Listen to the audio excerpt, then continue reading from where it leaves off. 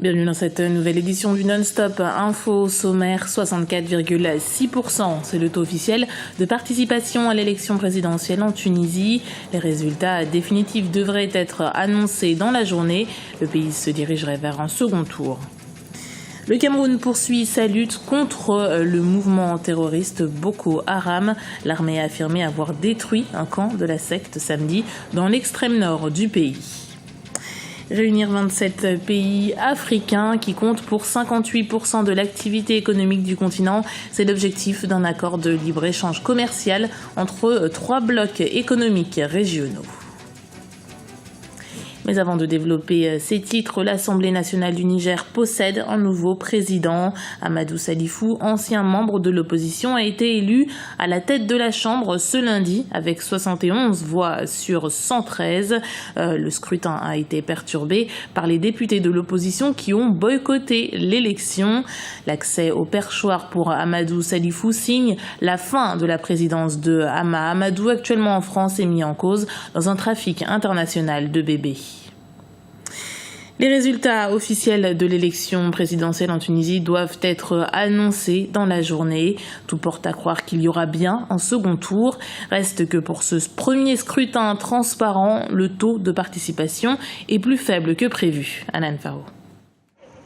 La bataille du second tour de la présidentielle tunisienne est engagée. Les résultats officiels ne sont pas encore connus, mais déjà les deux camps adverses disputent les chiffres. L'équipe du président candidat Monsef Marzouki fait état d'un écart réduit, voire d'une avance de 2 à 4%. Du côté du parti Nida Tounes, Béji Caïdé Sepsi avance un écart supérieur de 10 points avec son rival. L'instance supérieure indépendante pour les élections reste prudente. Ça s'annonce. Le deuxième tour, vraiment... Ça s'affirme davantage, ça se confirme d'après, selon l'avancement des déploiements et des compilations des résultats au niveau des jurys, ça se confirme davantage qu'il y aurait deux candidats les deux candidats, je suppose que les résultats sont presque autour de ça. Il n'y a pas à ce jour, donc à cet instant, un candidat qui a eu, 50% des voix. L'instance pour les élections confirme la participation de 64,6% lors du premier tour. Tout au long de sa campagne, Monsef Marzouki s'est posé comme un rempart contre l'ancien régime représenté selon lui par Béji Caïdé Sepsi. Ce dernier, quant à lui, présente Monsef Marzouki comme un président désigné par le mouvement Ennahda. Le deuxième tour va opposer, comme on l'a vu au premier tour, essentiellement deux projets de société, un projet moderniste, ouvert, libéral, et un projet conservateur qui se fonde aussi sur le parti Ennahda. Deux éléments essentiels feront la différence. Premièrement, le premier souci des Tunisiens, c'est un souci sécuritaire. La deuxième chose, c'est les conditions économiques et sociales de plus en plus rudes. Un mois à peine après des législatives dont le caractère démocratique a été salué par la communauté internationale, la Tunisie fait figure d'exception dans la région, l'essentiel des pays du printemps arabe ayant basculé dans la répression ou le chaos. L'annonce des résultats préliminaires du premier tour de l'élection présidentielle tunisienne est prévue pour ce mardi 25 novembre.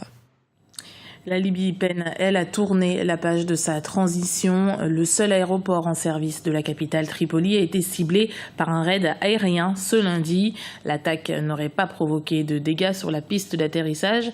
Le lieu est occupé par des milices hostiles au gouvernement depuis le mois d'août. Ce sont les mêmes groupes armés qui ont par la suite installé un gouvernement parallèle. La lutte contre la secte Boko Haram s'intensifie au Cameroun. Samedi, l'armée a détruit un camp d'entraînement de la secte situé dans l'arrondissement de Kolofata, dans la région de l'extrême nord du pays. Cette victoire n'est pas le fruit du hasard. En effet, les autorités ne ménagent aucun effort pour remporter le combat contre les islamistes. Ibra Razinjai. La lutte contre Boko Haram est une priorité pour le Cameroun qui vient de porter un coup dur à la secte islamiste. Ce samedi, l'armée camerounaise a encerclé et totalement détruit un camp d'entraînement de Boko Haram implanté dans l'arrondissement de Kolofata dans la région de l'extrême nord du Cameroun. Une action qui montre la détermination des autorités camerounaises de vaincre Boko Haram. il y a une idée qui a été sage, vraiment pleine de sagesse de la part du chef de l'État. C'était cette idée qui a consisté à réorganiser le commandement militaire dans la région du Septentrion.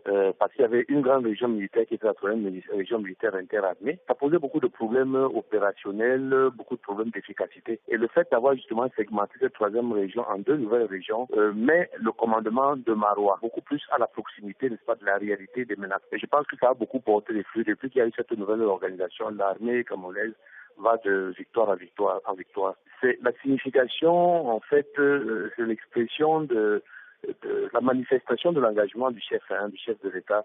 Tous les moyens ont été mis pour que nous puissions combattre la secte Boko Haram. Ces victoires que nous avons ne s'inscrivent que dans cette logique-là. La lutte contre Boko Haram est devenue un objectif régional et international.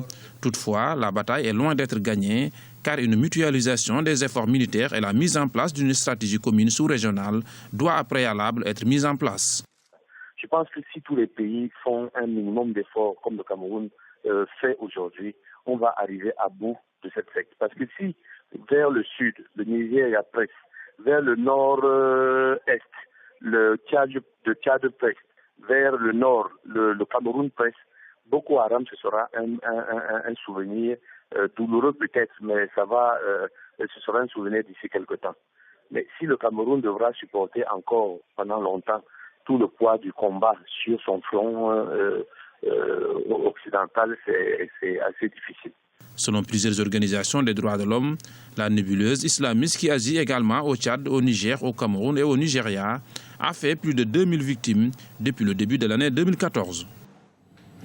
En Côte d'Ivoire, à quelques semaines du congrès du Front populaire ivoirien et quelques jours après la déclaration de son président Pascal Affi-N'Guessan, 10 personnalités proches de l'ancien dirigeant Laurent Gbagbo ont mis fin à leur exil au Ghana. Parmi eux, 3 anciens ministres, Hubert Ouley, Odette Soye et Assoa Adou. Ils ont regagné la Côte d'Ivoire lundi après 4 ans d'absence. L'actualité économique, ce sont ces 3 blocs économiques africains prêts à signer un accord de libre-échange. Il s'agit du marché commun de l'Afrique orientale et australe, de la communauté de développement d'Afrique australe et de la communauté d'Afrique de l'Est, des espaces qui représentent à eux seuls 58% de l'activité économique sur le continent. Un sujet de la rédaction. Vers un accord de libre-échange commercial entre 3 blocs économiques africains. Fusionnant la COMESA, la SADC et l'EAC, il devrait regrouper 27 pays, représentant 58% de l'activité économique en Afrique. Objectif, intensifier les échanges intra-africains. En effet, malgré une forte croissance économique et l'émergence d'une classe moyenne, l'échange intercontinental reste entravé par plusieurs maux, le protectionnisme, la bureaucratie et la corruption. Right now, we are preparing to hold a conference in Egypt. En ce moment, nous nous préparons à tenir une conférence en Égypte, au Caire. Et ce sera une conférence au sommet qui se tiendra le 20 décembre où 26 chefs d'État viendront pour représenter ces pays. Et les 3 communautés économiques, les 3 blocs économiques vont fusionner en une vaste zone de libre-échange. L'Égypte a affiché un déficit de balance commerciale d'environ 35 milliards de dollars au premier semestre 2014. Ce projet est donc une aubaine pour le pays, puisqu'il devrait permettre aux investisseurs étrangers d'atteindre quelques 260 millions de consommateurs, de l'Afrique du Sud à l'Éthiopie.